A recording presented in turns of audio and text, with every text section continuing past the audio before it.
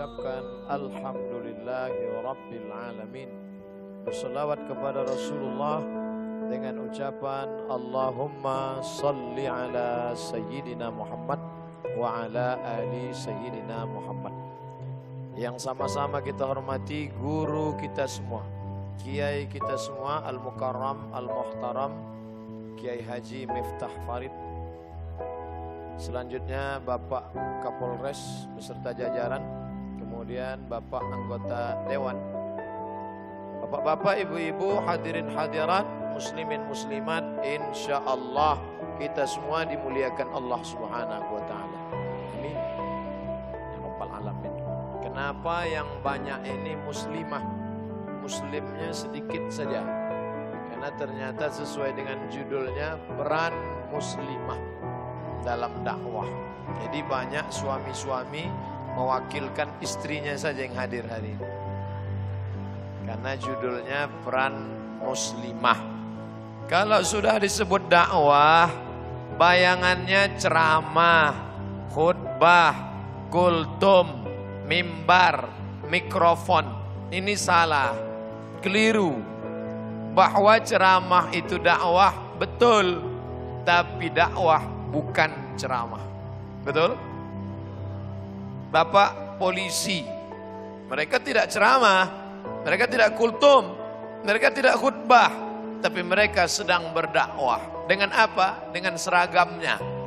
Dengan seragam mereka datang ke masjid, sholat berjamaah.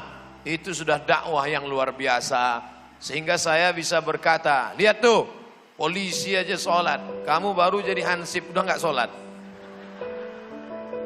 Jadi jangan bayangkan, justru itu jauh lebih menyentuh daripada ucapan ceramah, daripada ngomong sholat, sholat, sholat. Kamu nggak ke masjid, sibuk Pak Ustadz. Jadi pahami dulu makna dakwah dengan baik, bahwa dakwah tidak selamanya ceramah. Jangan nanti ketika judulnya peran muslimah dalam dakwah, oh saya nggak bisa ceramah. Ibu nggak perlu ceramah, tapi tindak tanduk ibu sudah bisa dakwah. Dakwah merubah dari yang tidak baik menjadi baik. Itu dakwah. Ceramah kemana-mana, tapi tak ada perubahan umat. Abdul Somad sebenarnya tidak berdakwah. Kenapa? Karena definisi dakwah tadi merubah yang tidak baik jadi baik. Sedangkan yang ada di masjid ini sekarang semuanya sudah baik. Betul? Baik semua. Lalu Ustaz Somad ceramah, enggak ada perubahan. Makanya saya selalu dikatakan tidak berdakwah, tapi sebenarnya hanya datang menyambung tali silaturahim. Datang ke Bandung, silaturahim dengan kiai, silaturahim dengan Pak Kapolres, silaturahim dengan Bapak Ibu sekalian. Kalau dikatakan Abdul Somad, inilah Abdul Somad, da'i ilallah. Belum. Yang da'i ilallah itu mana? Tuh Ustadz Fadlan Karamatan. Orang yang tidak beragama, tinggal di hutan, bisa diajaknya menjadi beragama. Dan dia tidak tabligh akbar, dia tidak ceramah. Pakai apa dia berdakwah? Pakai sabun, pakai sampo. Bisa orang masuk Islam. Oleh sebab itu maka jangan kecilkan peran ibu. Walaupun ibu bukan LCMA, bukan doktor, bukan kiai, bukan ulama, tapi ibu bisa berdakwah. Dakwah pakai apa? Dakwah bil hal, dengan perbuatan.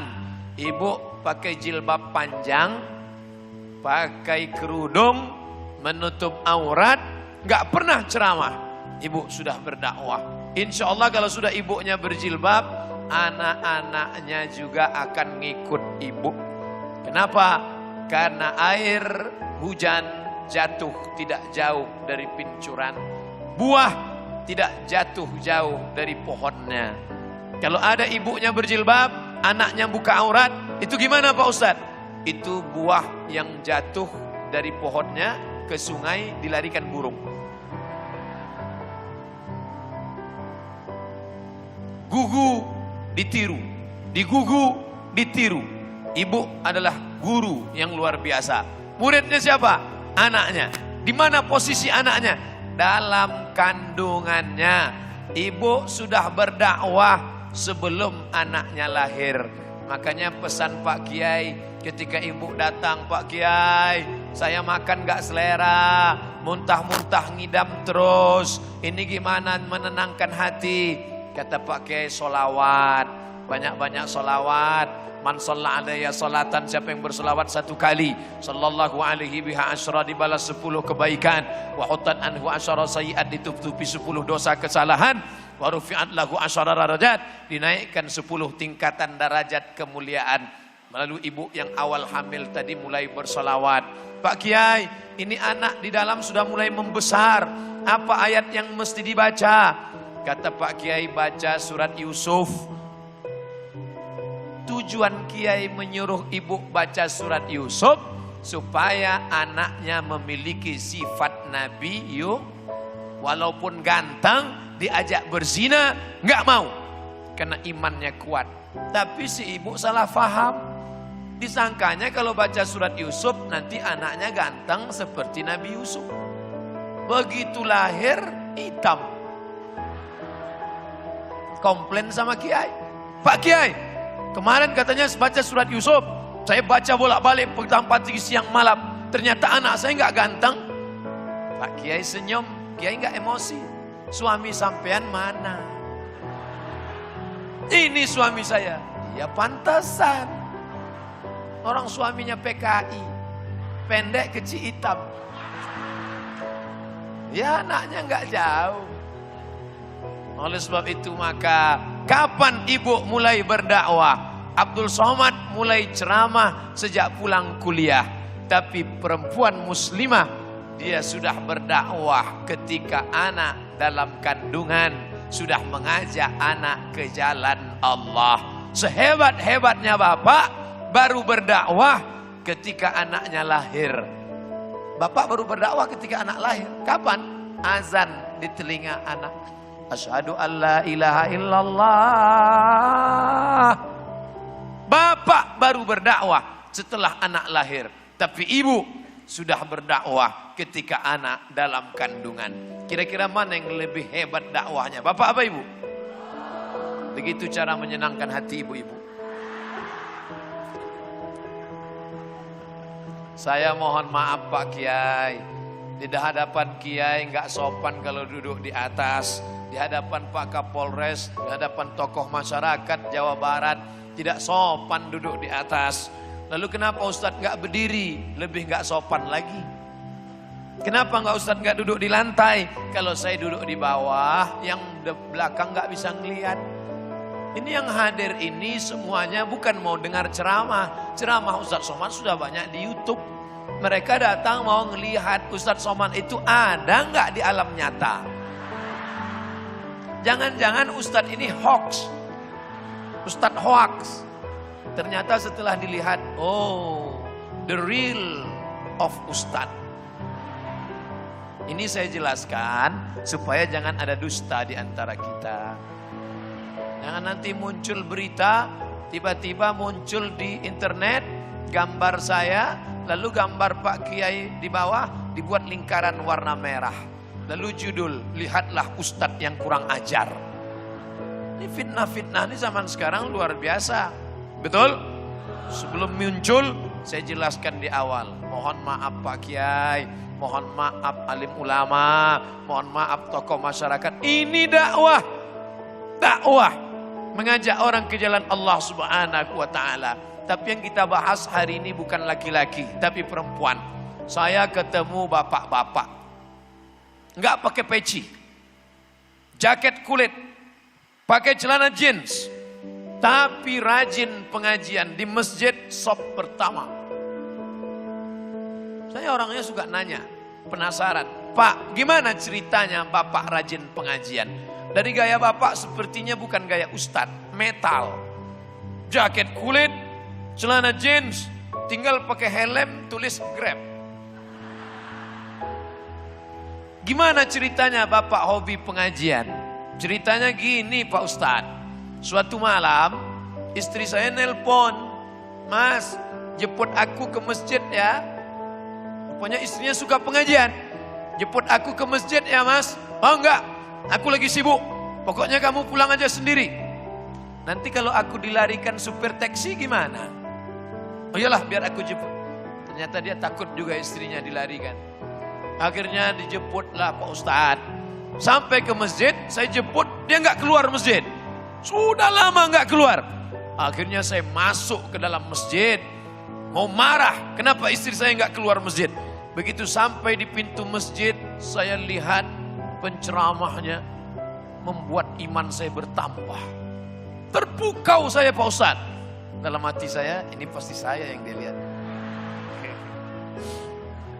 Akhirnya saya berdiri di pintu masjid.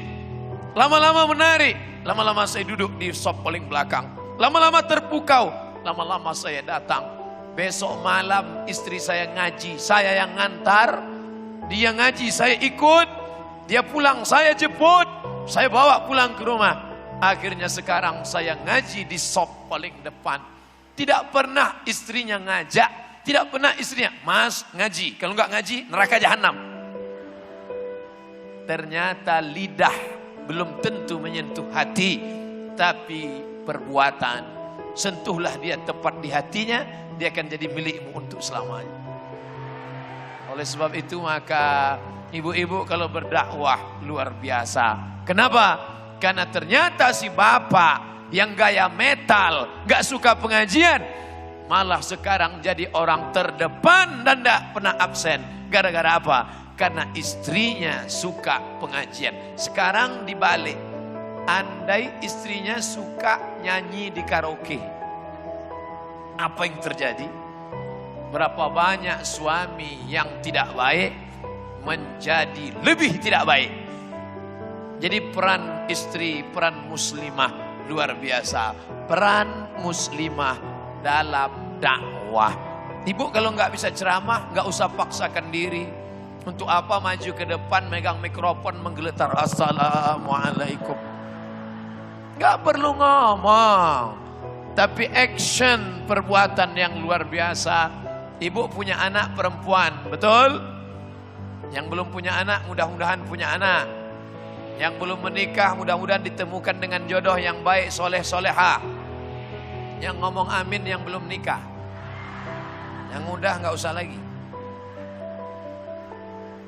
Ibu punya anak perempuan, panggil anaknya, jilbabmu mana?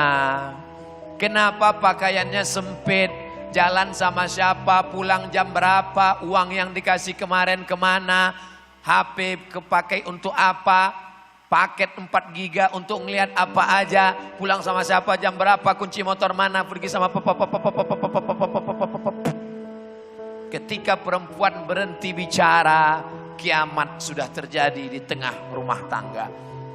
Bapak tidak terlalu penting, karena bapak sekali-sekali datang pun pasti anaknya lahir. Tapi ibu yang dari mulai menjaga sejak lahirnya, menyusukannya 2 tahun, mengandungnya 9 bulan 10 hari, melahirkannya meregang nyawa, maka rugi besar kalau hanya sebagai mesin produksi, tidak sempat mendidik. Pernah mengandung? Pernah. Pernah melahirkan? Pernah. Pernah menyusukan? Pernah. Pernah berdakwah? Enggak. Rugi. Laki-laki pernah mengandung? Kalau ada yang ngaku LGBT, satu-satunya yang tidak bisa dilakukan dokter kelamin menanamkan rahim dalam kandungan. Merubah wajah bisa. Wajah yang seram bisa dirubah jadi perempuan. Apa namanya? Lady boy. Wajah lady, kaki boy. Tapi menanamkan rahim belum ada. Sampai hari ini belum ada yang bisa membuat rahim. Karena rahim hadiah dari Allah. Bismillahirrahmanirrahim. Rahim diambil dari kata Rahman. Ana Rahman, aku Rahman. Syaqaqtu rahim min ismi. Rahim diambil dari namaku. Mohon maaf, suara saya agak keras. Bukan berarti saya ustadz keras, aliran keras, radikal. Tidak, suara saja yang keras, hati lembut. Jangan nanti keluar isu itu Ustaz Somad aliran keras, suara aja. Saya paham, Jawa Barat, negeri Pasundan, orang Sunda. Orang Sunda ini ngomongnya lembut. Nanti kalau saya ceramah lembut, jamaah kumaha atuh damang. Dari kemarin yang saya dengar mangga aja. Padahal ada jeruk, ada anggur, ada apel. Macam tak ada buah lain. Orang Sunda ini lembut. Kalau kakinya terinjak, Mas, punten atuh. Kalau kami dari Sumatera, mana mata kok, mana mata. Tapi kita tetap disatukan dalam la ilaha illallah Muhammad Rasulullah. Persaudaraan saya dengan Aa Gim, kami berasal dari pulau yang berbeda. Saya di Sumatera, beliau di sini. Saya ceramahnya jamaah, bela agama, bela Islam, bela ulama. Keras menggelegar. Hakim lembut. Jagalah hati, jangan kau tangisi. Tapi di saat-saat tertentu, tiba-tiba HP saya berdering. Saya lihat nama beliau. Saya telepon balik untuk meyakinkan jangan-jangan salah pencet. Assalamualaikum Ustadz. Waalaikumsalam. Gimana kabarnya? Sehat. Tadi salah pencet atau memang mau nelpon saya? Mau nelpon. Ada apa Ustadz? Rindu aja. Masya Allah. Ternyata kerinduan ketika diucapkan membasahi hati yang kering, jiwa yang kerontang.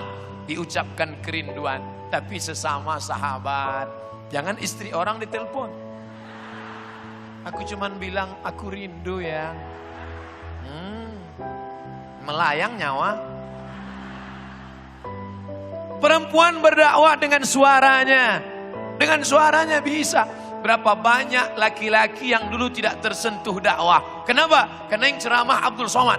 Allahumma salli ala Muhammad. Allahumma salli ala Sayyidina Muhammad. Allahumma salli ala Muhammad. Orang dengarnya ketakutan. Tapi begitu berdakwah perempuan dengan suaranya.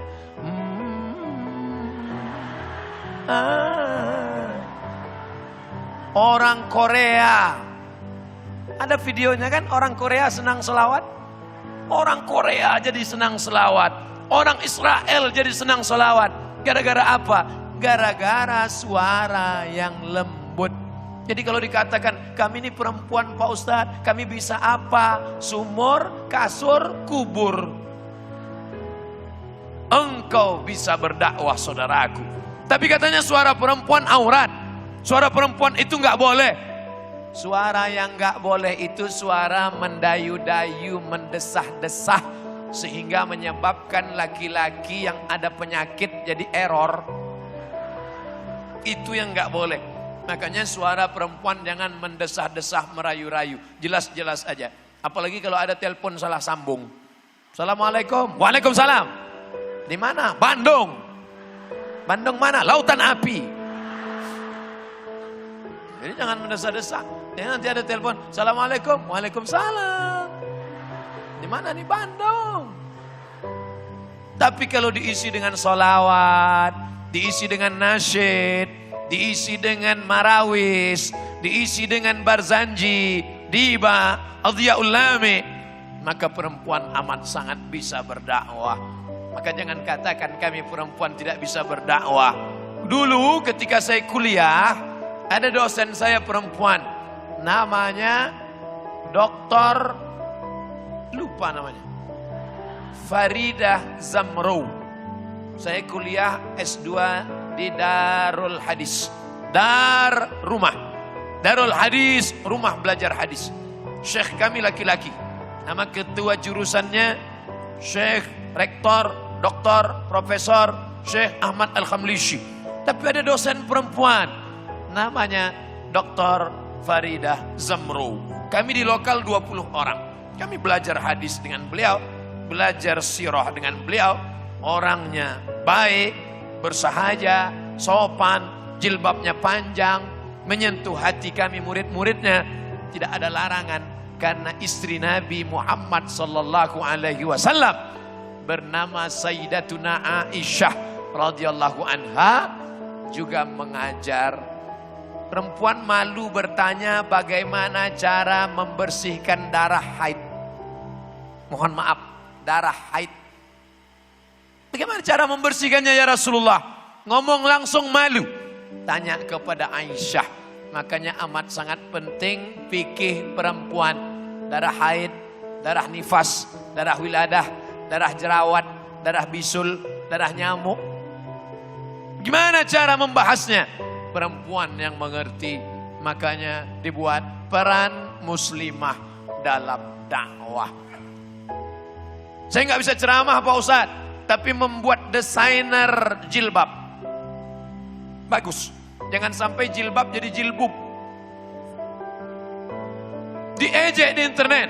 Kata-kata ini tidak layak. Kenapa? Pakai pakaian sempit. Gara-gara apa? Gara-gara desainernya bukan orang kita. Tapi ketika anak ibu pandai menggambar, jangan sepelekan. Pokoknya saya mau kamu jadi dokter. Jangan cuman gambar. Biarkan dia dengan apa kemampuan dia. Kalau dari sekarang anak ibu sudah mulai pandai menggambar, biarkan lanjut menggambar. Yang dia gambar apa? Gambar jilbab, gambar hijab, gambar baju panjang, gambar sajadah. Sehingga perempuan bisa. Ingin jadi dokter? Lanjutkan. Berapa banyak dokter laki-laki? Sementara pasien perempuan. Anak ibu yang mau jadi dokter silakan. Ini anak saya Pak Ustadz dari kecil kemana-mana bawa jarum suntik. Ada dua kemungkinan. Mau jadi dokter spesialis atau pecandu narkoba. Tergantung kemana ibu mengarahkannya. Peran dia nanti ada di sana. Ustadz, saya perempuan, lembut, tangan saya halus, saya pandai buat karikatur. Boleh nggak saya gambar karikatur Pak Ustadz? Illa raqman fi thawbin, tulisan di kertas, di kain, silakan. Kamu yang pandai gambar karikatur silakan. Karena anak-anak nggak bisa diceramahi. Saya menceramahi anak-anak. Hai anak-anak, berikut ini mari kita dengarkan tausiah yang akan disampaikan Mukarram Haji Abdul Somad LCMA. Ceramah akan didengar anak-anak TK. Begitu saya maju, satu pun anak TK nggak ada yang peduli. Mereka dengan teman mereka berbisik. Ternyata Abdul Somad tidak populer di tengah anak-anak TK. Tapi berkat anak ibu pandai buat karikatur, karikaturnya dicetak, bukunya dijual. Ceramah Ustadz Somad dalam bentuk karikatur. Anak-anak bisa melihat betapa dakwah sampai kena tangan seorang anak perempuan yang pandai membuat karikatur. Ustadz Somad ngajak anak sholat ke masjid. Gak bisa. Dikumpulkan anak-anak, Ustadz ceramah. Ya ayyuhallazina amanu. Gak nyambung. Tapi ketika ada anak yang pandai buat karikatur, dia buat. Sholat berjamaah. Imamnya Batman. Muazzinnya Superman. Makmumnya Hulk. Dragon Ball. Dibuatnya gambar karikatur. Sehingga begitu mereka ngelihat, nak, lihat nih, Batman aja sholat berjamaah. Spiderman mana mah? Spiderman masih ada ngurus. Jarang. Artinya apa? Ada yang jarang bisa dilakukan oleh laki-laki, tapi bisa dilakukan oleh perempuan. Maka menjadi perempuan itu anugerah. Menjadi perempuan itu adalah nikmat. Yang mengatakan gitu bukan saya. Ad-dunya mata. Dunia ini kenikmatan. Wa khairu mata'iha. Sebaik-baik kenikmatan adalah al-mar'atus salihah. Perempuan yang salihah. Makanya iman laki-laki, hai saudaraku yang laki-laki, sehebat-hebatnya kalian, setakwa-takwanya laki-laki, imannya setengah. Bagaimana menyempurnakan iman? Khuliqatil mar'atu min dila'. Perempuan menyempurnakan iman. Man tazawwaja, siapa yang menikah, faqad istakmala nisfal iman. Laki-laki yang menikah, dia sudah menyempurnakan setengah imannya. Jadi perempuan amat sangat berperan dalam pendidikan. Ustadz Somad, siapa yang paling berperan dalam kehidupan Ustadz Somad? Ayah, lagi ibu. Makanya Nabi Muhammad SAW, siapa yang dulu meninggal? Ayahnya atau ibunya? Ayah. Apa maknanya? Ayah bisa meninggal saat kau dalam kandungan, tapi engkau tetap hidup. Tapi kalau ibumu yang meninggal, tak mungkin kau melompat dari dalam kandungan. 2 bulan usia dalam kandungan, meninggal Abdullah. Ditulis oleh Imam Abu Ja'far Al-Barzanji dalam kitab Syair Marhaban Al-Barzanji. Tetap ada dia, lahir sebagai anak yang perkasa, ayahnya meninggal dunia, yatim. Tapi kalau sudah ibu tidak ada, makanya apa kata pepatah? Kasih ibu sepanjang jalan, kasih ayah di simpang jalan, kasih saudara ada berada. Kasih ibu sepanjang jalan, kasih ayah di simpang jalan. Kenapa kasih ayah disebut di simpang jalan? Karena kalau ibu meninggal, maka bapak berpindah ke lain ibu yang lain. Saat itu kau berada di simpang jalan. Makanya banyak, kalau anak ayahnya meninggal, anak tetap terurus, bajunya tetap bersih, pakaiannya tetap rapi, ayahnya meninggal. Tapi kalau sudah ibu meninggal, harta banyak, anak tak terurus, maka perempuan amat sangat berperan. Hari ini kita bersama Pak Kiai, bersama Pak Kapolres, bersama para ustadz, bersama bapak-bapak. Di balik bapak-bapak yang hebat, ada ibu-ibu yang luar biasa. Di balik bapak-bapak yang perkasa, yang jadi orang, yang soleh, ternyata mereka dibentuk oleh perempuan yang luar biasa. Saya bukan ustadz luar biasa, saya ustadz yang biasa di luar. Baru siang ini saya dibuat ceramah dalam masjid. Biasanya di tanah lapang, di luar masjid. Makanya tadi saya tanya, Ustadz kita ke masjid. Di luar masjid apa dalam masjid? Dalam masjid. Apa masjidnya muat? Muat insya Allah Pak Ustadz. Ternyata di luar lebih banyak. Jadi yang di luar sana ngelihat apa? Sedangkan yang di dalam aja ngelihat layar. Apalagi yang di luar sana. Yang penting suaranya sampai. Sampai saat ini suara saya jelas kan? Karena pernah saya ceramah, suara nggak jelas, jamaahnya ngangguk aja. Selesai pengajian saya tanya, gimana ceramah tadi? Nggak ngerti Pak Ustadz? Kenapa kalian ngangguk? Ya untuk menyenangkan hati Ustadz aja. Tadi saya mulai ceramah jam 1. Sekarang sudah jam 1.35. Artinya saya sudah ngomong 35 menit. Saya ngomong di mana-mana tidak lama, 60 menit. Sesuai yang tertulis di botol, 600 ml. Ini kalau kayak gini setengah jam aja nih. Selesai 60 menit, tanya jawab. Yang bisa saya jawab. Yang tidak bisa saya jawab, kertasnya saya bawa pulang ke Riau. Nanti saya buatkan video pendek, cari jawabannya di www.youtube.com. Bapak Ibu yang dimuliakan Allah Subhanahu wa taala, seorang pejabat, bagaimana dia bisa mengatur perbelanjaannya, bagaimana bisa dihormati di depan anak-anaknya. Lagi-lagi peran perempuan. Berapa banyak pejabat yang ditangkap Irjen BPK KPK. Kenapa? Karena ternyata di balik gaji yang sedikit ada permohonan proposal yang begitu tebal. Ingin rantai besar, ingin cincin besar, ingin liburan ke luar negeri, ingin lipstik 2 inci. Dari mana? Uang tunjangan tidak cukup. Ditambahlah uang tunjangan dengan uang sipak, uang sundul, uang sikut, uang tendang. Akhirnya tertangkap kamera CCTV, dibawa ke pengadilan tipikor. Gara-gara siapa? Gara-gara perempuan. Wah, ini ustadz ini bisa ditangkap Komisi Perlindungan Perempuan ini. Masa laki-laki masuk penjara gara-gara perempuan? Makanya dengar ceramah saya jangan dipotong. Kalau nggak punya 4 paket 4 giga, dengar baik-baik. Saya bicara tentang positif dan negatif. Laki-laki imannya setengah, jadi lengkap karena perempuan. Laki-laki yang tidak baik bisa jadi baik karena perempuan.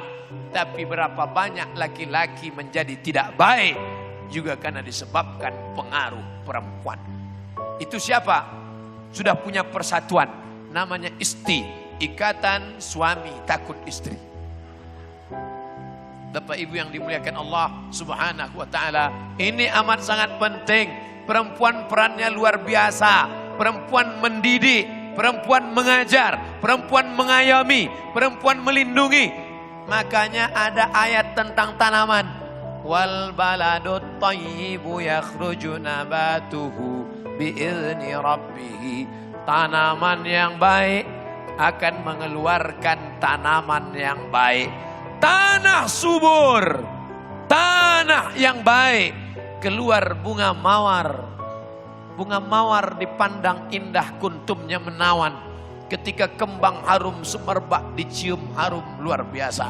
Tapi tanah yang tandus mengeluarkan tanaman kaktus, bunganya tidak enak dipandang. Kalau dicium hidung tertusuk duri. Setelah cerita tanah, Allah bercerita tentang Nabi Nuh alaihi salam. Apa hubungan tanah dengan Nuh? Tidak ada korelasi. Tapi setelah direnung, dipikir, baru kita menemukan titik temu. Tanah yang tandus, keluar pohon kaktus, tidak enak dipandang. Ternyata bibit yang baik Nabi Nuh, ketika disemai di tanah yang tidak baik, lahirlah anak yang tidak baik. Anak itu bernama Kan'an, lahir dari ibu yang tidak baik. Oleh sebab itu perempuan punya peran yang luar biasa. Berapa banyak anak-anak yang tahfiz hafal Quran karena ibunya sambil memasak mengulangi surat-surat pendek. Bismillahirrahmanirrahim. Amma yatasaalun anin naba'il azim. Makanya beruntung bapak-bapak yang istrinya hafal Quran. Mudah-mudahan yang lajang, yang belum menikah dapat istri hafal Quran. Yang sudah nikah jaga aja yang hafal 30 juz, yang belum hafal juz 30 pun gak apa-apa. Yang penting kau jaga dia istiqomah. Perempuan ini yang akan mendidik anak-anakmu dari air suci, air susu suci. Air susu suci. Disusukan ibu yang suci dalam keadaan berwudu. Nama laki-lakinya Said Nursi, tokoh hebat dari Turki. Kakak kelas saya Habibur Rahman El Shirazi menuliskan novelnya. Apa nama novelnya? Api Tauhid. Kalau Ustadz Somad yang ceramah mungkin gak menyentuh. Tapi begitu dibaca di novel Api Tauhid, ketika membaca itu kami seakan-akan pergi ke Turki Pak Ustadz. Namanya Said Nursi, pejuang luar biasa. Hafal kamus Al-Muhid. Ngapal ayat Quran payah. Ngapal kamus jauh lebih sulit. Tapi Said Nursi bisa hafal kamus. Datang orang bertanya kepada Said Nursi, Said, kamu kenapa begitu cerdas? Makan apa kamu? Said Nursi berkata, aku makan biasa saja. Lalu kenapa kamu begitu cerdas luar biasa? Telusur. Ternyata dia punya seorang ibu. Ibu saya kalau mau menyusukan saya berwudu terlebih dahulu. Air suci, ibu suci dalam keadaan berwudu. Makanya ibu-ibu yang sedang hamil atau punya anak kecil, biasakan berwudu dalam keadaan suci. Turun rahmat sambil menyusukan anak, membacakan ayat-ayat Al-Quran, Ar-Rahman, Yasin, Al-Fatihah, Qul Huwallah, doa maksurat, solawat, zikir, tasbih, tahmid, takbir. Maka anak ibu sedang berdakwah. Dari seorang anak bernama Said Nursi, lahirlah ulama-ulama besar.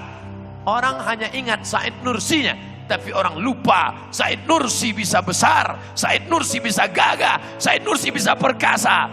Karena ibu yang luar biasa. Nabi-nabi yang punya umat terbanyak di dunia sekarang. Nabi Isa, Nabi Musa, Nabi Muhammad sallallahu alaihi wasallam. Yahudi, Kristen, Islam. Dari 3 umat ini terbesar di dunia. Orang lupa Isa tidak punya ayah. Dia hanya punya seorang ibu perempuan bernama Maryam. Musa dihanyutkan ke sungai Nil, yang menghanyutkannya bukan ayah, dihanyutkan oleh seorang ibu. Muhammad sallallahu alaihi wasallam diasuh oleh seorang ibu bernama Aminah. Sifatnya amanah, orangnya Aminah. Dari Aminah lahirlah anak laki-laki bergelar Al-Amin. Laki-laki yang amanah, Al-Amin. Lahir dari perempuan yang amanah, Aminah. Tapi jangan gara-gara ini nanti bapak pulang ke rumah nyalahkan ibu. Pantesan anak kita tidak amanah, ternyata engkau bukan Aminah. Nanti ibu bisa juga membela diri, anak kita tidak amanah karena kau bukan Abdullah. Abdullah, hamba Allah, bertemu dengan Aminah, lahir yang terpuji, sang makhluk terpuji, Muhammad sallallahu alaihi wasallam. Muhammad apa Ahmad Pak Ustadz? Di langit terpuji bernama Ahmad, di bumi terpuji bernama Muhammad. Di antara malaikat terpuji dengan nama Ahmad, di antara manusia terpuji dengan nama Muhammad.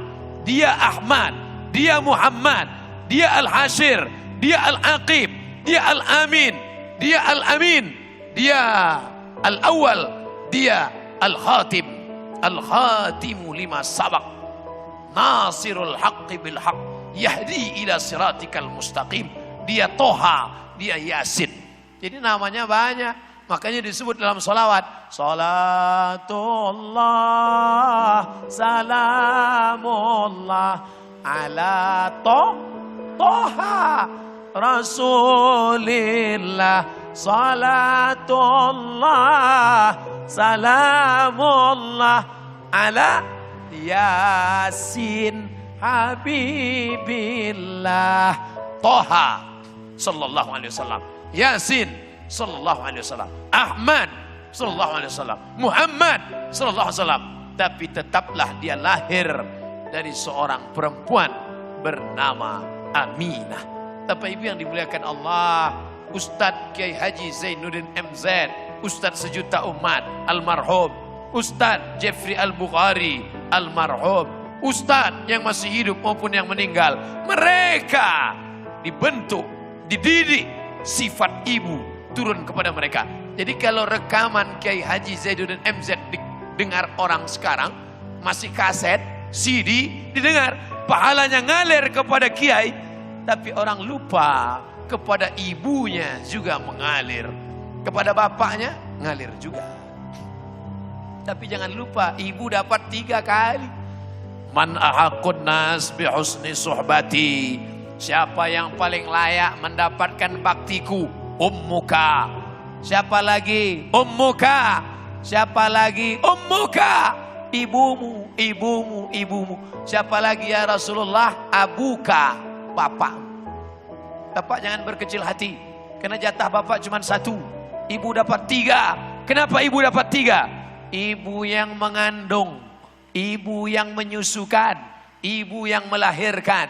Maka kalau ada bapak mau dapat 3, coba yang 3 ini. Coba mengandung, coba melahirkan, coba menyusukan. Begitu juga tentang infak dan sedekah. Itu nampaknya keranjang kotak infak sedang disebarkan. Jangan disebarkan ke bapak. Karena walaupun bapak yang cari uang, tapi dompetnya dipegang ibu-ibu. Di dompet si bapak uang cuman pecahan 10.000, 5.000 untuk parkir aja. Yang merah-merah di sana semua. Peran perempuan luar biasa. Oleh sebab itu maka tema hari ini diberikan untuk mengingatkan lagi. Sampai-sampai ada ungkapan An-Nisa, perempuan Imadul Bilad, perempuan tiang. Kenapa saya bisa nyaman ceramah di masjid? Karena tiangnya kokoh, maka atapnya kuat. Ini masjid unik, tiangnya nggak ada di tengah. Manfaat masjid yang tidak ada tiang di tengah, sopnya tidak ada yang putus. Dan yang paling penting, nggak ada yang nyandar ke tiang. Yang paling lebih penting, kalau tiang banyak, ceramah ustadz nggak sampai ke telinga jamaah karena ayatnya nyangkut di tiang-tiang itu. Perempuan tiang, an-nisa perempuan, imadul bilad, tiang negeri Republik Indonesia ini adalah perempuan. Idza salahat, kalau perempuannya baik, salahatil bilad, negeri akan menjadi baik. Tapi kalau sudah perempuannya fasik, perempuannya pezina, perempuannya nakal, perempuannya jahat, perempuannya membuka aurat, maka negeri akan roboh dan tumbang. Oleh sebab itu bangga punya anak perempuan. Dulu orang kalau punya anak kamu baru lahir ya? Iya. Gimana anaknya? Alhamdulillah sehat, tapi perempuan. Kenapa setiap menyebut perempuan pakai tapi? Malah lebih hebat lagi zaman Nabi. Kalau ada lahir anak perempuan, gali tanah, masukkan ke dalam, kubur hidup-hidup. Malu punya anak perempuan. Sekarang orang bangga punya anak perempuan. Bapak, itu yang cantik siapa? Anak saya. Kok enggak seperti bapak? Emaknya cantik. Bangga punya anak perempuan. Man ala salasa banatin. Siapa yang mendidik 3 anak perempuan? Tengok, perhatikan, lihat, bukan anak laki-laki. Man ala salasa banatin, siapa yang mendidik 3 anak perempuan, fa'addabahudna, dididik dengan baik, sekolahkan ke pesantren, SD, IT, SMP, IT, boarding school, wazawwajahudna, nikahkan dengan laki-laki yang baik, yang amanah, yang jujur, wa ahsana ilaihinna, buat baik sampai mati, tolong dia, falahul jannah, sorga tempatnya. Datang Nabi ngomong begitu, sahabat nanya, ya Rasulullah, tadi engkau katakan 3 anak perempuan. Ya, siapa yang punya 3 anak perempuan? Anak perempuan saya cuma 2 ya Rasulullah. Yang 2 pun masuk surga juga. Tawarannya cuma 2, yang 1 tambah 1 lagi. Apa maknanya? Punya anak perempuan, bisa mendakwahi lingkungan. Berapa banyak pengajian-pengajian yang saya hadiri selama pengalaman tausiah ceramah, justru yang ngundang, yang nge-share, yang manggil perempuan. Yang nelpon saya pun selalu perempuan. Assalamualaikum. Waalaikumsalam. Betul nih Ustadz Somad? Betul. Saya ditugaskan kepala sekolah untuk ngundang Ustadz. Ya, bisa kami pakai Ustadz jam 9? Emang saya laki-laki panggilan. Bapak Ibu yang dimuliakan Allah Subhanahu wa taala, oleh sebab itu maka peran perempuan dalam dakwah adalah peran yang amat sangat menentukan, yang sangat signifikan. Berapa banyak anak-anak jadi baik karena ibunya baik. Berapa banyak suami-suami menjadi soleh karena istrinya hobi pengajian. Ayo mas, nanti malam ada iktikaf di masjid. Saya sibuk, saya mau nonton bola. Sebentar aja. Akhirnya diajak sekali, gak mau. Diajak 2 kali, agak mau. Diajak 3 kali, malah mau. Diajak 4 kali. Dia menjadi orang-orang yang menjadi ahli masjid. Ustadz ceramah gak masuk ke telinganya. Ustadz ngomong, Ustadz di atas mimbar berapi-api, jamaah sekalian, marilah. Ustadz berapi-api, dia berair-air di bawah. Tapi ketika istrinya yang ngajak, tersentuh hatinya. Ingat, ayyahdiyallahu bika rajulan wahidan. 1 orang dapat hidayah karena mulutmu. 1 orang dapat hidayah karena dakwahmu. Khairum min humurin na'am, lebih baik daripada engkau memiliki seekor onta yang merah. Kendaraan zaman Nabi onta berbulu merah. Kendaraan paling mahal. Ada yang lebih hebat kata Nabi, bukan onta ini. Apa dia ya Rasulullah? 1 orang dapat hidayah. Ustaz Abdul Somad kalau ceramah ramai. Tapi ini semuanya orang yang sudah dapat hidayah. Ini sudah dapat hidayah semua. Betul Pak? Betul. Kok Bapak bilang betul? Kebetulan istrinya namanya Siti Hidayah. Yang diceramahi Ustaz Somad ini orang yang sudah dapat hidayah. Tapi nun di sana, pecandu narkoba, pezina, perampok, garong, jahat, mungkar. Tapi ternyata hatinya tiba-tiba lembut. karena sentuhan seorang perempuan. Jadi jangan pernah sepelekan perempuan. Yang pertama kali masuk surga setelah Nabi Muhammad sallallahu alaihi wasallam, masuk Nabi ke dalam surga, Nabi menoleh ke belakang, dia lihat seorang perempuan dan Nabi bertanya, "Hai perempuan, ya, kamu yang masuk surga setelah aku?" "Iya." "Amalmu apa?" Ternyata dia tetap menjaga anak-anaknya, anak yatim setelah suaminya meninggal. Dia besarkan, dia sekolahkan, dia didik, dia ajar, dia arahkan. Sampai anak itu dewasa, besar. Ketika acara wisuda, foto-foto. Fotografer nanya, "Ibu, bapaknya mana?" "Bapak sudah meninggal 20 tahun yang lalu." "Ibu tidak menikah lagi?"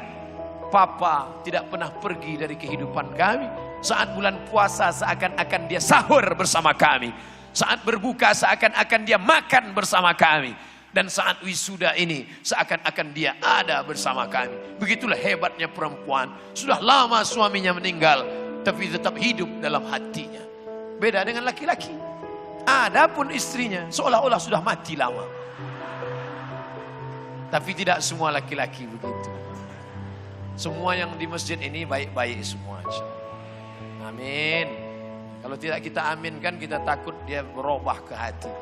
Bapak Ibu yang dimuliakan Allah Subhanahu wa taala, "Ustaz, kami sebagai perempuan ini sedih Pak Ustaz.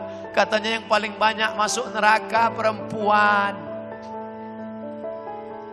Yang paling banyak di masjid ini laki-laki apa perempuan?" Perempuan.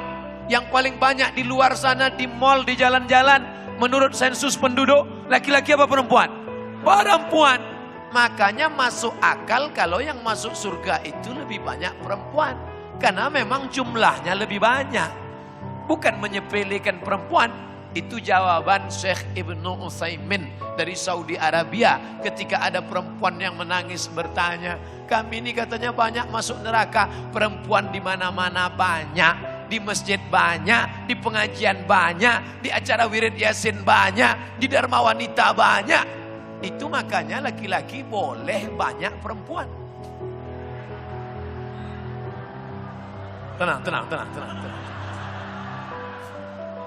Dengan syarat dan ketentuan berlaku. Jadi jangan marah dulu. Ustadz kalau gini ceramahnya mendingan saya pulang. Jangan. Karena pulang parkir susah. Duduk aja dulu, tahan-tahan kan. Kalau panas telinga ambil earphone, dengar. Laki-laki pemarah, emosional, bawaannya mau ngamuk. Begitu pulang, mana? Langsung ibu berselawat, beristighfar. Astaghfirullah Rabbal baraya, astaghfirullah minal khataya. Akhirnya tenang si bapak. Kenapa? Karena sentuhan solawatnya, istighfarnya menyentuh hati. Berapa banyak laki-laki yang pemarah, yang ingin ngamuk. Begitu sudah ibu ngomong, tenang. Makanya jamaah selalu minta bantuan ibu. Kalau ada jamaah laki-laki suka marah-marah, Apa ini? Bu, tolong tenangkan. Ibu kan pawangnya kan. Di berbagai macam pengajian, ibu-ibu, bapak-bapak, pengurus masjid berkonflik antara ketua dengan sekretaris, antara bendahara dengan seksi keamanan. Tapi begitu datang ibu-ibu menyatukan mereka, mereka bisa duduk bersama. Apa yang membuat mereka bisa bersama? Ternyata ibu-ibu bawa makanan. Semua yang kelahi sudah mau ngotot tadi, begitu masuk, damai ya, damai. Gak jadi dia marah. Perempuan perannya luar biasa dalam kehidupan. Tapi ingat-ingat juga, khuliqatil mar'atu min dhila. Perempuan itu diciptakan dari tulang rusuk. Tulang rusuk ini melengkung, bengkok. A'wajuha a'laha. Tulang rusuk yang paling bengkok, yang paling atas. Itulah asal muasal perempuan. Makanya jangan diikut perempuan. Laki-laki kalau terlalu banyak ikut perempuan nanti jadi laki-laki bengkok. Kalau kau luruskan, patah dia. In akhadta aqamtaha kasartaha. Kalau kau paksa lurus, krak, patah. Tapi kalau kau ikut, bengkok. Mungkin atas alasan itu sekarang banyak laki-laki tidak mau punya istri perempuan. Akhirnya dicarinya istri laki-laki. Na'udzubillah, na'udzubillah, na'udzubillah, na'udzubillah, na'udzubillah. Alhamdulillah bapak-bapak dari kepolisian kemarin berhasil menggerebek rumah mewah. Ditemukan di dalamnya laki-laki ganteng perkasa tapi melambai. Tegap, berotot, perkasa, serap. Pas ditanya, di mana alamat ini? Sana. Maka buatkan nanti, ini juga ada kontribusi perempuan. Makanya kalau anak itu laki-laki, masukkan silat, karate, taekwondo, aikido, judo, sumo, jangan. Karena sempak di luar. Ibu berperan membentuk laki-laki. Kau anak laki-laki, nak. Aku ingin kau menjadi anak yang gagah dan perkasa. Aku ingin kau jadi laki-laki, nak. Buat gerakan, apa judulnya? Be a man.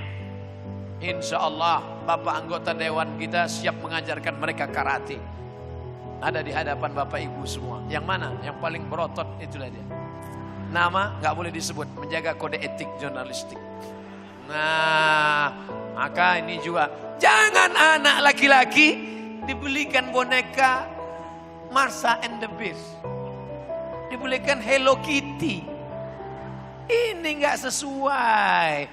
Makanya yang ngajak sholat, suruh anakmu sholat. Umur 7 tahun suruh, umur 10 pukul, 7 suruh, 10 pukul. Yang ngadu ibu-ibu, Pak Ustadz nyuruh anaknya muda, nyuruh bapaknya yang payah. Menyuruh anak, tanggung jawab kita bapak-bapak. Hai para laki-laki, hai para suami, itu sholat anak, jilbab anak, tanggung jawab kita. Tapi karena ada perempuan yang baik-baik, yang lembut-lembut, mereka meringankan beban kita. Berapa banyak bapak-bapak yang dulu sombong, yang dulu angkuh, yang dulu pezina, yang dulu penipu, yang dulu pembohong. Di akhir ayatnya sakit, stroke, di rumah sakit, terbujur kaku. Siapa yang menyelamatkannya sehingga husnul khatimah? Ibu-ibu. Ibu tidak ada dendam, diambilnya bubur ayam. Makan ya Pak, makan Pak, sabar Pak. Gak lama lagi, paling 2 kali Jumat lagi gol ini selesai. Bayangkan kalau ibu itu pendendam. Bayangkan kalau ibu itu pemarah. Dulu kamu sombong kan, rasakan. Tapi si ibu hatinya lembut. Dia maafkan semuanya. Akhirnya dibisikkannya ke telinga, la ilaha illallah. Mati. Dalam keadaan husnul, ibu sudah menyelamatkan satu nyawa. Tidak jadi dia masuk neraka gara-gara ibu yang baik. Padahal kalau ibu mau jahat bisa aja. Dia lihat perawat tidak ada, sudah ada tidak ada, cabut jarumnya. Cekik. Bisa. Tapi karena dia solehah, peran muslimah dalam dakwah. Dari mulai anak dalam kandungan, sampai menyusukan anak, sampai suami yang sakit menjelang sakaratul maut, bisa diselamatkan. Oleh siapa? Perempuan. Mungkin gara-gara itu juga lah banyak laki-laki yang ingin jadi perempuan sekarang. Karena perempuan punya peran yang luar biasa dalam kehidupan kita. Pas. Jadi kalau dari tadi saya melihat ke sana, tolong jangan muncul kecurigaan. Ini ustadznya ada yang dia lihat. Saya ngelihat jam. Di sana nggak ada jam. Di sana ada jam. Pas jam 2. Saya mulai tadi jam 1, sekarang jam 2. Di mana-mana saya ceramah 1 jam. Kalau ada pertanyaan di kertas, ada pertanyaan kertas. Kita akan jawab dalam tanya jawab insya Allah. Oh, ternyata masjid kita sudah paperless. Enggak pakai kertas, langsung pakai iPad. Masya Allah, mereknya apel sumbing.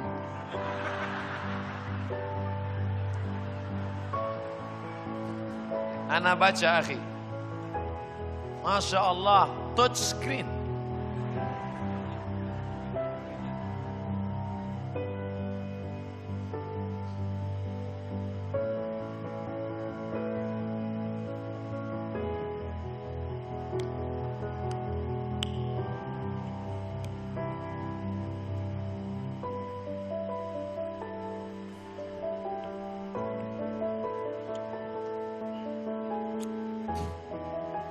Bagaimana peran muslimah di luar dakwah, di luar rumah. Banyak merujuk hadis baik-baik perempuan dalam rumah.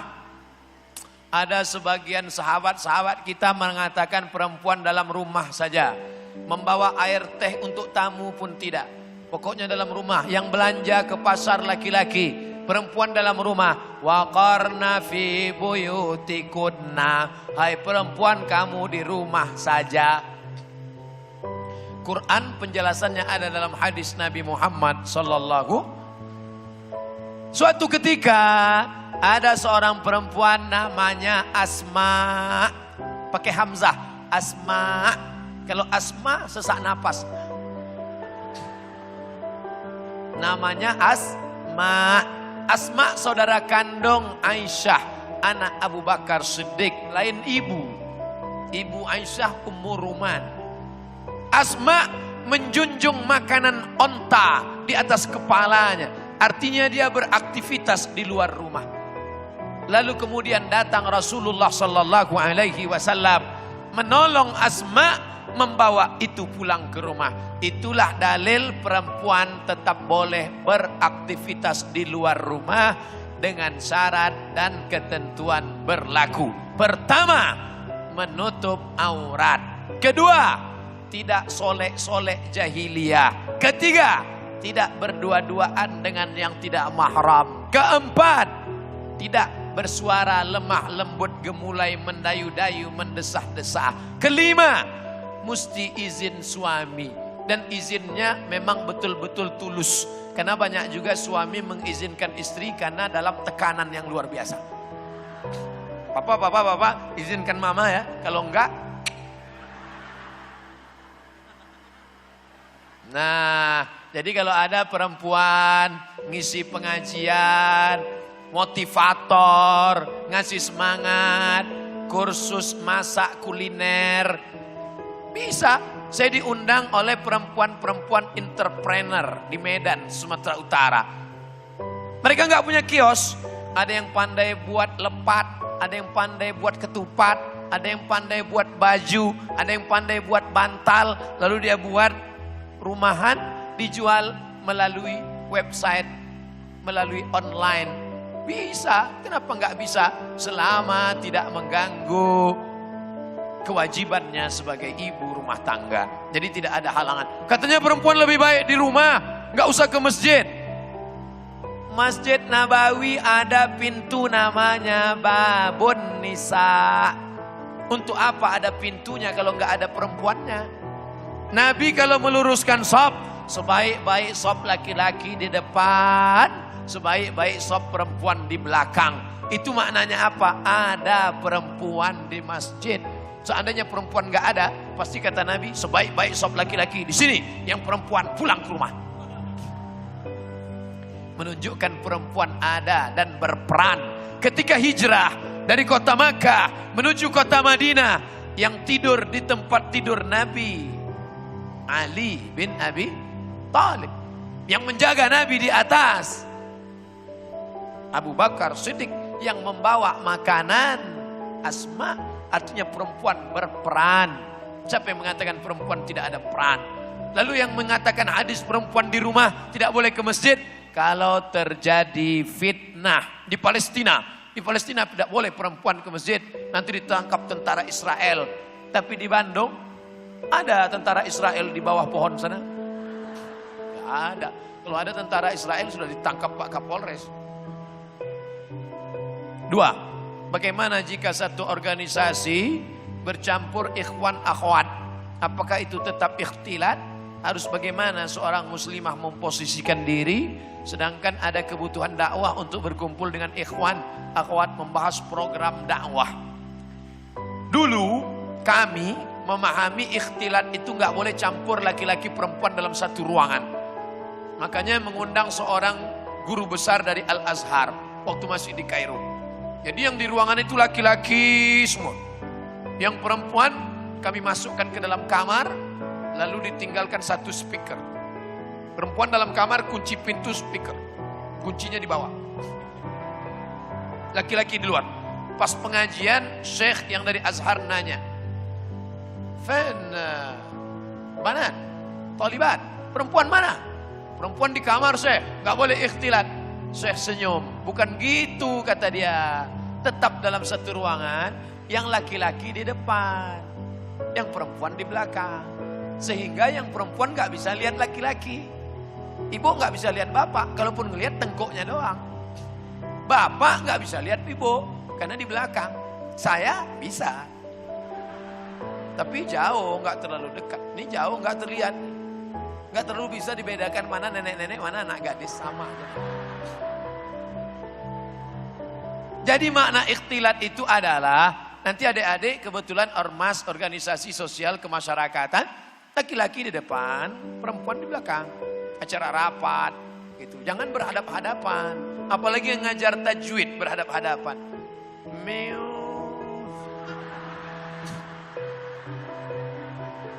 Sekarang belajar menyebut huruf fa. Fa. Itu ustaz setan itu. Nggak benar itu, nggak betul.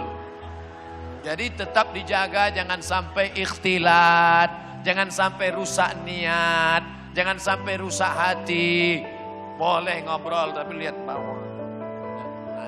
Nah ini harus dijaga. Ingat, talbis iblis. Iblis memasukkan jarum-jarum tipu daya, tipu muslihatnya kepada kita. Ini sekarang keterlaluan nih anak-anak remaja masjid. Sampai campur, sampai pacaran. Kalian kenapa pacaran? Tapi sudah hijrah. Pacaran syariah Ustaz. Kalau ketemu, assalamualaikum ya akhi ya ukhti.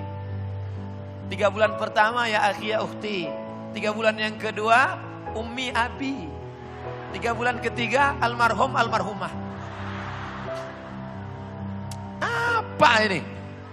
Jam 3 malam nelpon, tahajud ya akhi. Ini setan sedang bermain. Tidak ada itu. Tapi dalam rapat mesti membahas. Oke, jaraknya dijauhkan. Buat laki-laki depan belakang, ada tutornya. Nah, ini baik. 3, bagaimana cara mendakwahi teman yang sulit di dakwah? Dakwah itu sulit. Dakwah itu sulit. Makanya balasannya sorga. Kalau dakwah itu ringan, balasannya kipas angin. Baskom, panci, ember. Ketika didakwahi dia suka menjauh dan bicara. Yang penting kan hatinya. Kamu kenapa nggak pakai jilbab? Saya memang nggak berjilbab, tapi hati saya berjilbab. Saudara-saudaraku yang masih mengatakan hati berjilbab, Ustaz nunjuk mana nih? Kamera. Biar mudah nanti dipotong, like and share. Hai saudaraku, ketika diajak Marira berjilbab, kau jawab. Yang penting kan hatinya berjilbab. Nanti aku khawatir kau jumpa orang gila di jalan. Lalu kau katakan kepada dia, hei orang gila, kenapa nggak pakai celana? Yang penting kan hatinya bercelana.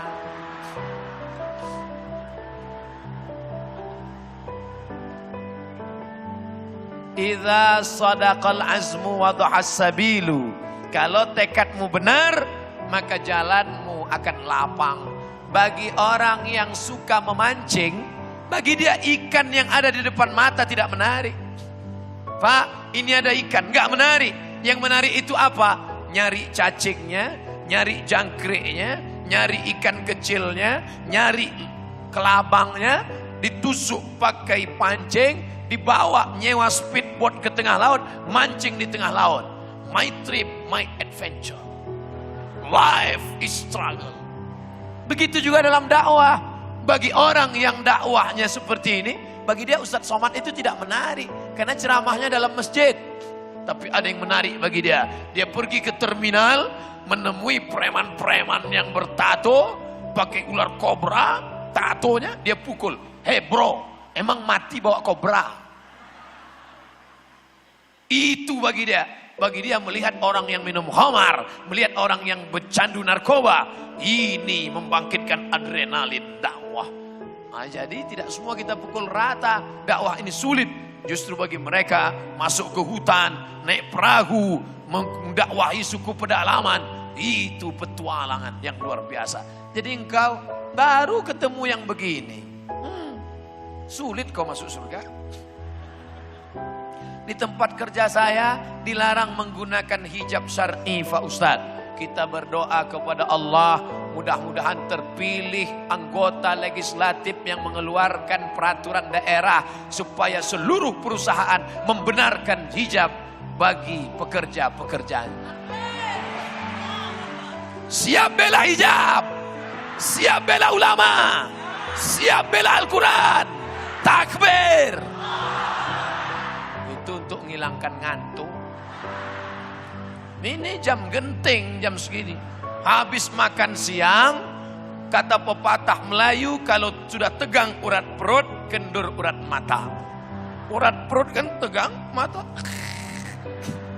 Itu maka suara saya menggelegar. Itu pun suara menggelegar karena mikrofonnya mantap.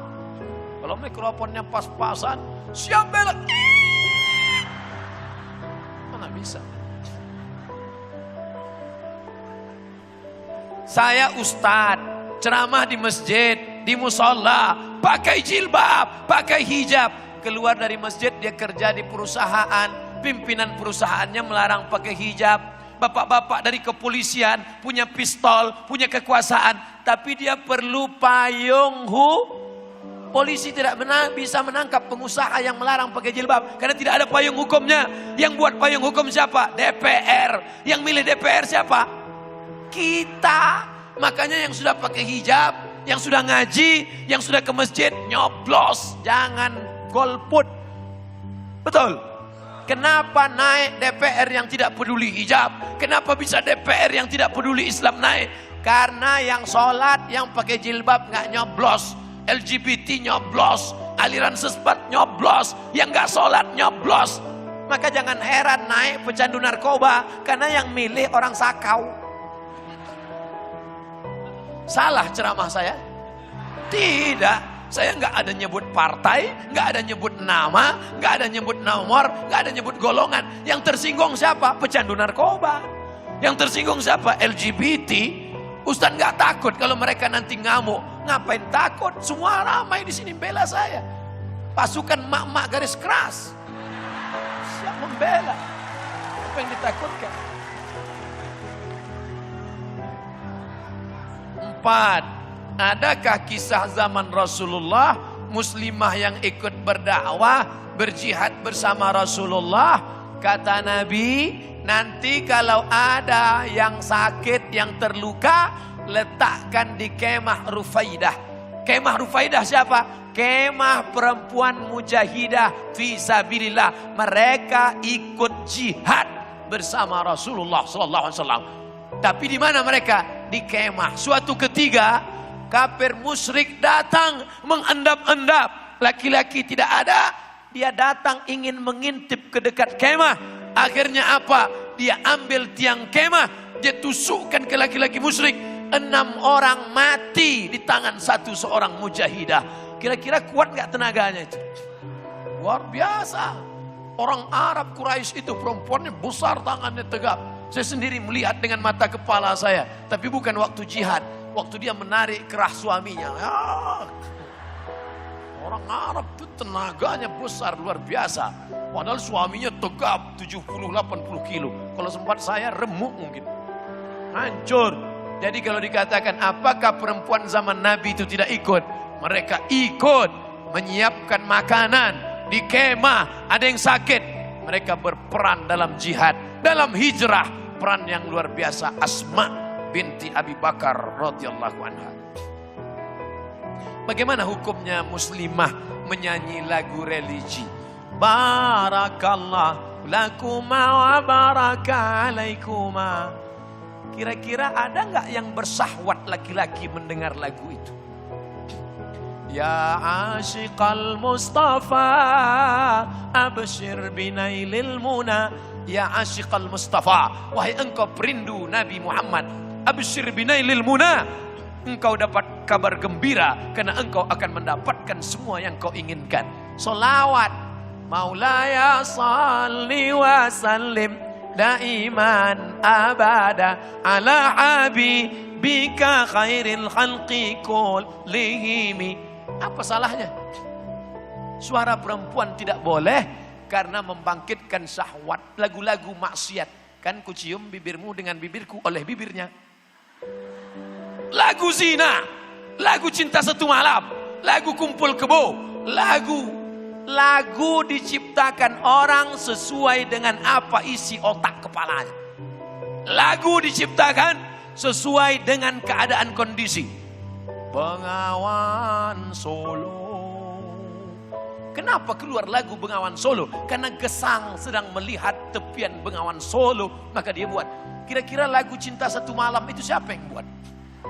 Orang kumpul kebo, orang jahat, selimut tetangga. Siapa yang menciptakan itu? Orang yang ketika dia pulang kerja, ada selimut tetangga, dia curi.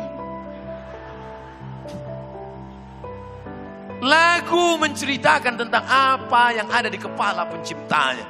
Dinyanyikan, mengajak kepada maksiat, mengajak kepada dosa. Itu yang haram.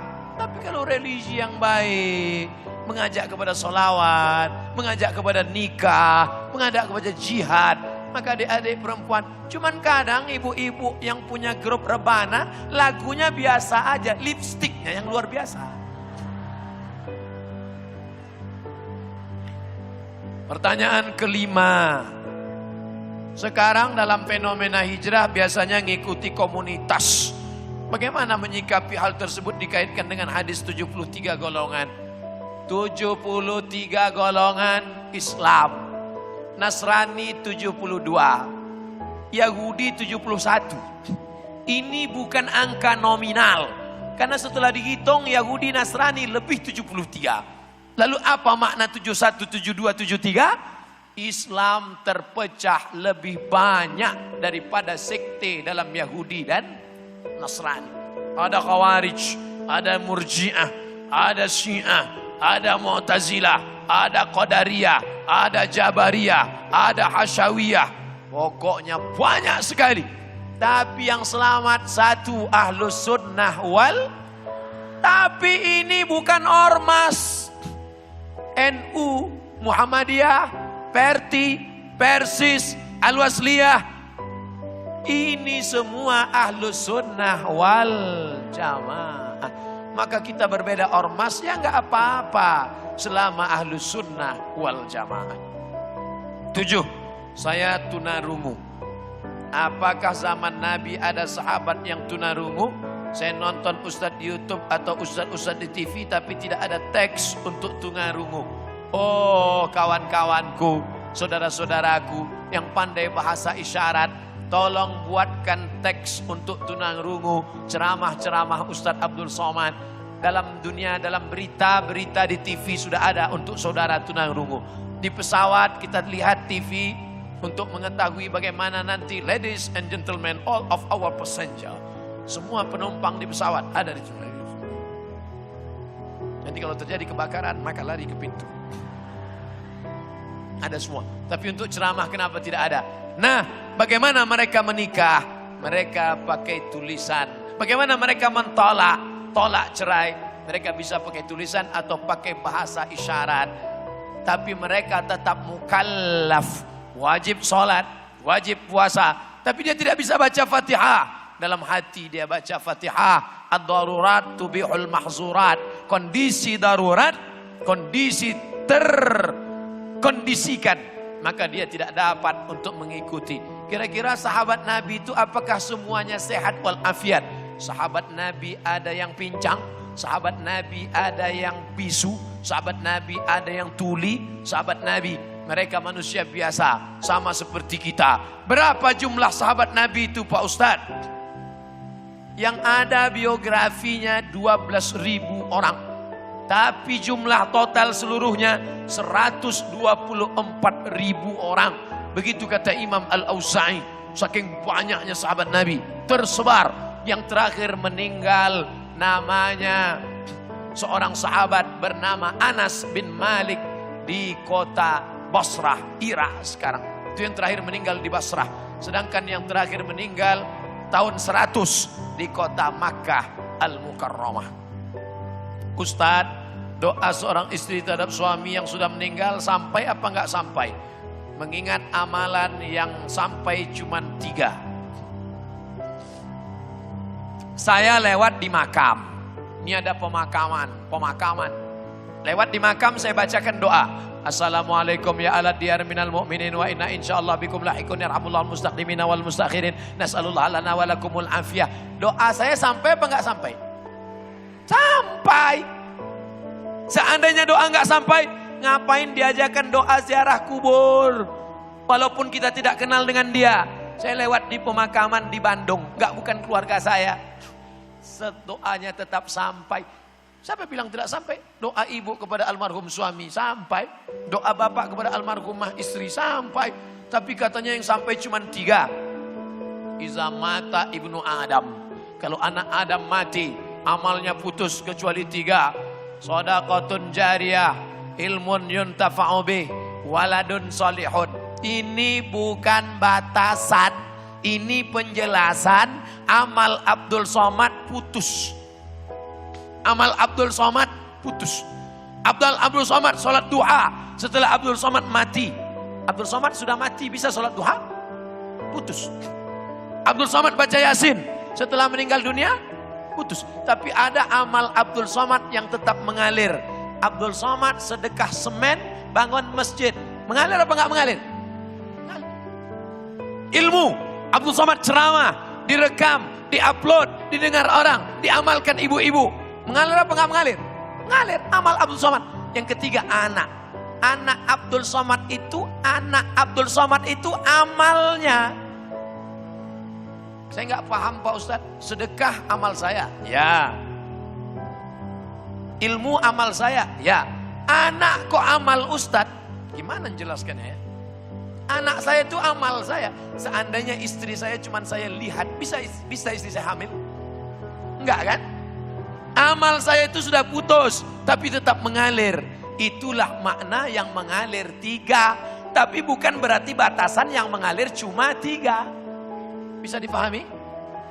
Enggak juga paham, saya ulang sekali lagi. Tapi sampainya udah paham.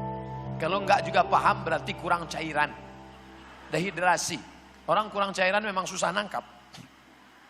Apakah doa, Ustadz, bagaimana mensikapi ibu yang suka marah? Terutama kalau tanggal tua. Ustadz, ibu saya marah-marah. Dibelikan baju baru, dia pakai baju yang sobek. Dia ngomong ke tetangga, lihat nih anakku gak ganti baju. Disiapkan makanan di atas meja makan. Dia pergi ke tetangga minta makan. Katanya di rumah gak ada makanan. Gimana nih orang tua saya Pak Ustadz? Umur ibumu berapa? 80 tahun. Jawaban saya pendek saja. Orang tua seperti Quran buruk. Dibaca tidak terbaca, dibuang berdosa. Orang tua seperti Quran buruk. Dibaca tidak terbaca, dibuang berdosa. Kalau ketemu Quran buruk yang sudah lapuk, titik ba-nya 3, titik nun-nya 3. Mau dibaca tidak terbaca, mau dibuang berdosa. Tunggu saja sampai masanya dia hilang sendiri. Faham? Kalau kau punya ibu, sesungguhnya Allah berikan engkau tiket menuju surga. Keramat bukan pohon yang rindang. Keramat bukan makam di atas bukit. Keramat ibumu yang ada di rumah. Kenyangkan ibumu, belikan baju terbaik, senangkan ibumu, buat ibumu seperti raja, maka rezekimu akan seperti rezeki raja-raja. Bukan hadis Nabi, saya temukan di grup WA. Muliakan ibu, senangkan hati ibu. Ada makanan sedikit antar bagi 2. Mak, aku tak bisa beli banyak, ku bagi 2. Tidak tertebus, kau gendong ibumu dari Bandung ke Makkah. Dari Makkah balik lagi ke Bandung, belum tentu menebus sekali teriakannya saat dia melahirkan engkau. Berapa kali dia tidak tahajud karena kau menangis di tengah malam. Berapa kali dia tidak sholat duha karena kau kencing di kainnya. Berapa kali dia diusir orang dari acara akad nikah. Akad nikah, tajam mata orang melihat dia. Orang mengusir dia karena engkau menangis. Pak Hakim sedang serius, Pak Gua. Aku nikahkan engkau dengan anak dengan mahar seperangkat alas.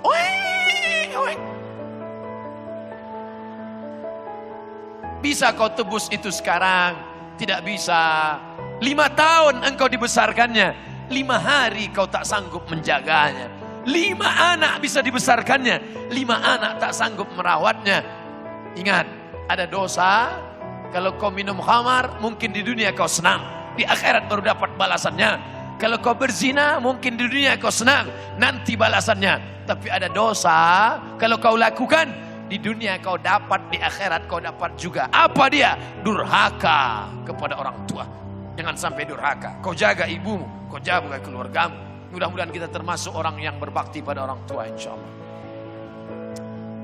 Tadi saya mulai ceramah jam 1, sekarang jam 2.30, 90 menit kita bersama. Mudah-mudahan 90 menit ini menjadi nilai amal soleh di akhirat. Tadi saya menduga karena ini siang di dalam masjid, paling-paling nih ceramah 30 menit jamaah sudah menguap ini. Ternyata jamaahnya tahan, saya pula yang gak tahan. Ala hadhihin niyah, untuk niat yang baik, wa kulli niyatin salihah. Al-Fatihah. A'udzubillahi minasyaitonir rajim. Bismillahirrahmanirrahim. Alhamdulillahi rabbil alamin. Arrahmanir rahim. Maliki yaumiddin. Iyyaka na'budu wa iyyaka nasta'in. Ihdinas siratal mustaqim. Siratal ladzina an'amta 'alaihim ghairil maghdubi 'alaihim waladdallin. Amin. Rabbana hab lana minas salihin.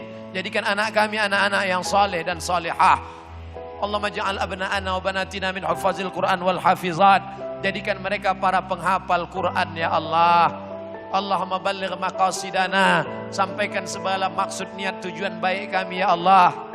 Allahumma dafa'ana al-ghala wal waba wal fahsya wal riba wal zina wal munkar. Selamatkan negeri ini dari malapetaka, bencana, riba, zina, narkoba, perbuatan keji dan munkar.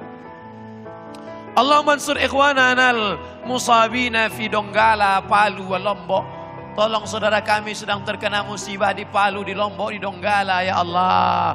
Allahumma ja'alhum minas sabirin. Jadikan mereka orang-orang yang sabar. Alladzina idza asabatkum musibah, ketika tertimpa musibah mereka berkata inna lillahi wa inna ilaihi raji'un. La tada' lana dzamban illa ghafartah. Keluar kami dari majelis ini dalam keadaan bersih dari dosa-dosa. Wala dainan illa qadaitah. Tolong kami melunasi hutang piutang supaya kami tidak terjebak pada riba. Allahumma rzuqna imaman adila. Berikan kepada kami pemimpin wakil rakyat, pemimpin yang adil-adil dan amanah. La tusallit alaina bidzunubina man la yakhafuka wa la yarhamuna. Jangan angkat pemimpin kami orang yang tak takut padamu dan tak sayang pada kami ya Allah. Rabbana atina fid dunya hasanah wa fil akhirati hasanah wa qina adzabannar. Wa sallallahu ala sayyidina maulana Muhammad wa ala alihi washabihi wasallam walhamdulillahirabbil alamin. Pulang dengan bubar dengan tenang. Ambil semua sampah-sampah, koran, tutup botol, tunjukkan Islam agama yang bersih. Ini rumah Allah, jangan sampai meninggalkan kotoran. Mudah-mudahan bermanfaat. Tetap doakan Ustadz Somad mati dalam keadaan husnul khatimah.